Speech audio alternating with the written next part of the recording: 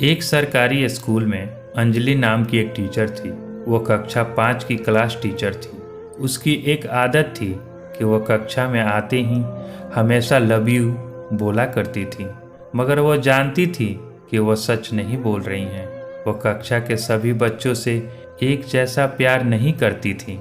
कक्षा में एक ऐसा बच्चा था जो उनको फटी आंख भी नहीं भाता था। उसका नाम राजू था। वह मैली कुचली स्थिति में स्कूल आया जाया करता था। उसके बाल खराब होते थे, जूते के लेस खुले होते थे, शर्ट के कलर पर मैल के निशान होता था। पढ़ाई के दौरान भी उसका ध्यान कहीं और ही होता था। मैडम के डांटों पर वह चौंक कर उन्हें देखता, मगर उसकी खाली खाली नज़रों से साफ पता लगता कि राजू शारीरिक रूप से कक्षा में उपस्थित होने के बावजूद भी मानसिक रूप से गायब है। धीरे धीरे मैडम को राजू से नफरत सी होने लगी। क्लास में घुसते ही राजू मैडम की आलोचना का निशाना बनने लगा। सब बुराई के उदाहरण राजू के नाम पर किए जाते। बच्चे उस पर खिलखिलाकर हंसते और मैडम उसको अपमानित करके संतोष प्राप्त करती। राजू ने हालांकि किसी बात का कभी कोई जवाब नहीं देता था। मैडम को वह एक बेजबान पत्थर की तरह लगता, जिसके अंदर आत्मा नाम की कोई चीज़ नहीं थी। प्रत्येक डांट और सजा के बावजूद वो बस अपनी भावनाओं से खाली नज़रों से उन्हें देखा करता और सर झुका लेता। मैडम को उससे गंभीर नफरत हो चुकी थी। पहला सेमेस्टर समाप्त हुआ और प्रोग्रेस रिपोर्ट बनाने का चरण आया तो मैडम ने राजू की प्रोग्रेस रिपोर्ट में यह सब बुरी बातें लिख डाली। प्रोग्रेस रिपोर्ट माता पिता को दिखाने से पहले हेडमास्टर के पास जाया करती थी। उन्होंने जब राजू की प्रोग्रेस रिपोर्ट देखी तो मैडम को बुलाया और बोला, मैडम, प्रोग्रेस रिपोर्ट में कुछ राजू की प्रगति भी लिखनी चाहिए। आपने तो जो कुछ लिखा है इससे राजू के पिता बिल्कुल निराश हो जाएंगे। मैडम ने कहा, मैं माफ़ी मांगती हूँ, लेकिन राजू एक बिल्कुल ही निकम्मा बच्चा है। मुझे नहीं लगता कि मैं उसकी प्रगति के बारे में कुछ लिख सकती हूँ। मैडम गुस्से वाले लहजे में बोलकर वहाँ से उठकर चली गई और फिर स्कूल की छुट्टी हो गई। अगले दिन हेडमास्टर ने विचार किया और उन्होंने चपरासी के हाथ मैडम की डेस्क पर राजू की पिछले वर्षों की प्रोग्रेस रिपोर्ट रखवा दी। अगले दिन मैडम ने कक्षा में प्रवेश किया तो रिपोर्ट पर नज़र पड़ी। जब उन्होंने पलट कर देखा तो पता लगा कि यह राजू की प्रोग्रेस रिपोर्ट है। मैडम ने सोचा कि पिछली कक्षा में भी राजू ने निश्चय ही गुल खिलाए होंगे और फिर उन्होंने कक्षा 3 की रिपोर्ट खोली। रिपोर्ट पढ़कर उनके आश्चर्य की कोई सीमा नहीं रही जब उन्होंने देखा कि रिपोर्ट उसकी तारीफों से भरी पड़ी है।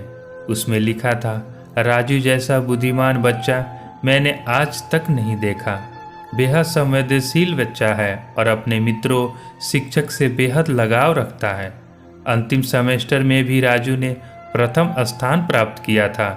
इसके बाद मैडम ने कक्षा 4 की रिपोर्ट खोली। इसमें लिखा था, राजू अपनी माँ की बीमारी से बहुत तनाव में है। उसका ध्यान पढ़ाई से हट रहा है।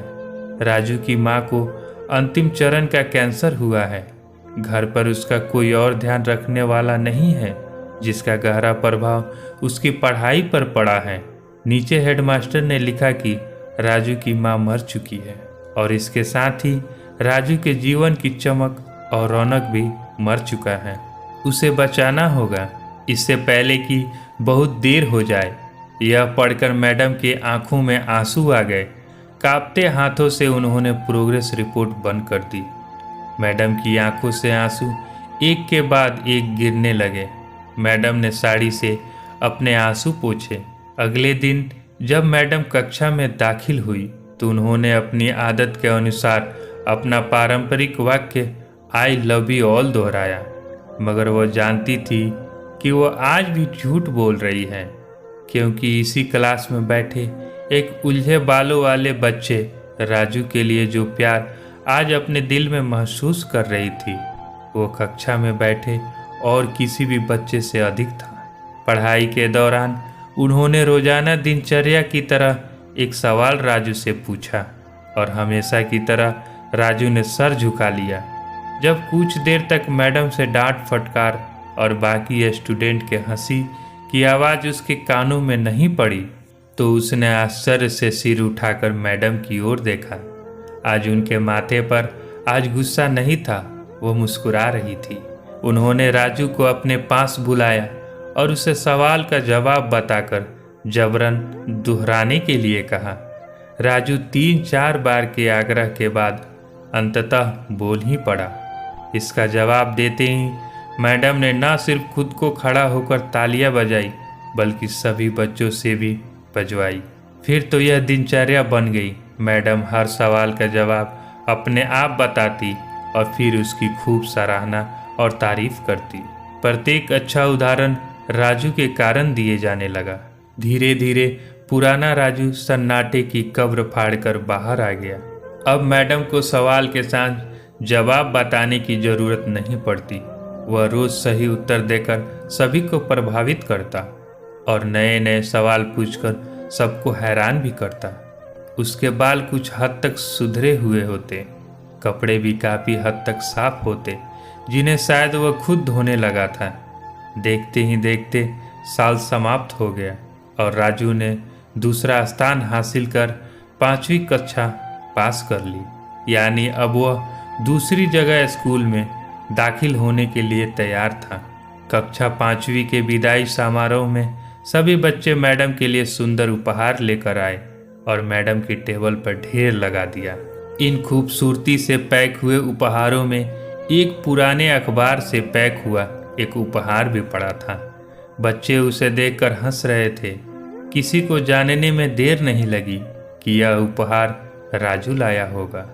मैडम ने उपहार के छोटे से पहाड़ में से लपक कर राजू वाले उपहार को निकाला। जब मैडम ने खोल कर देखा तो उसके अंदर एक महिलाओं द्वारा इस्तेमाल करने वाली इत्र की आधी इस्तेमाल की हुई शीशी और हाथ में पहनने वाला एक बड़ा सा कंगन था।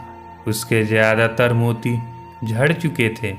मैडम ने चुपचाप इत्र को खुद पर छिड़का और हाथ में कंगन पहन लिया। यह दृश्य देखकर सब बच्चे हैरान रह गए। राजू से रहा नहीं गया और मैडम के पास आकर खड़ा हो गया। कुछ देर बाद उसने अटक अटक कर मैडम को बोला, आज आप में से मेरी माँ जैसी खुशबू आ रही है। इतना सुनकर मैडम की आंखों में आंसू आ गए और मैडम ने राजू को अपने गले से लगा लिया। राजू अब दूसरी स्कूल में जाने वाला था। राजू ने दूसरी जगह स्कूल में दाखिला ले लिया था। समय बीतने लगा। दिन, सप्ताह, महीने और महीने साल में बदलते भला कहाँ देर लगती है। मगर हर साल के अंत में मैडम को राजू से एक पत्र नियमित रूप से प्राप्त होता जिसमें लिखा होता, इस साल मैं कई नए टीचर से मिला मगर मैडम आप जैसा कोई नहीं था। फिर राजू की पढ़ाई समाप्त हो गई और पत्रों का सिलसिला भी समाप्त हो गया। कई साल आगे गुजरे और मैडम रिटायर हो गई। एक दिन मैडम के घर अपनी मेल में राजू का एक पत्र मिला जिसमें लिखा था, इस महीने के अंत में मेरी शादी है और आपके बिना शादी की बात मैं नहीं सोच सकता। एक और बात, मैं जीवन में बहुत सारे लोगों से मिल चुका हूँ मगर आप जैसा कोई नहीं। आपका डॉक्टर राजू। पत्र के साथ ही प्लेन का आने जाने का टिकट भी उसमें अटैच था। मैडम खुद को हरगिज नहीं रोक सकी। उन्होंने अपने पति से अनुमति ली और वह राजू के शहर के लिए रवाना हो गई। शादी के दिन जब वह शादी की जगह पहुंची तो थोड़ी लेट हो चुकी थी। उन्हें लगा समारोह समाप्त हो चुका होगा मगर यह देखकर उनके आश्चर्य की सीमा नहीं रही कि शहर के बड़े डॉक्टर, बिजनेसमैन और यहाँ तक कि वहाँ पर शादी करने वाले पंडित भी थक गए थे कि आखिर कौन आना बाकी है। मगर राजू शादी के मंडप के बजाय गेट की तरफ टकटका लगाए उनके आने का इंतजार कर रहा था। फिर सामने देखा कि जैसे ही एक बूढ़ी औरत ने गेट से प्रवेश किया, राजू उनकी ओर लपका और उनका वह हाथ पकड़ा जिसमें उन्होंने अब तक वह कड़ा पहना हुआ था। राजू उन्हें सीधे स्टेज पर ले गया और राजू ने माइक हाथ में पकड़कर कुछ यूं बोला, दोस्तों, आप सभी हमेशा मुझे मेरी माँ के बारे में पूछा करते थे और मैं आप सबसे वादा किया था कि जल्दी आप सबको उनसे मिलवाऊंगा। ध्यान से देखो, यह मेरी प्यारी मैम दुनिया की सबसे अच्छी माँ है। यह मेरी माँ है। दोस्तों, यह सुंदर सी कहानी को सिर्फ शिक्षक और शिष्य के रिश्ते के कारण ही मत सुनिएगा। आपने आसपास देखे राजू जैसे कई फूल मुरझा रहे हैं, जिन्हें आपका जरा सा ध्यान और प्यार नया जीवन दे सकता है। दोस्तों, अगर कहानी पसंद आई है तो वीडियो को लाइक करें और ऐसे ही अच्छी कहानियाँ सुनने के लिए हमारे चैनल को सब्सक्राइब करें। हमेशा की तरह पूरी कहानी सुनने के लिए आप लोगों का धन्यवाद।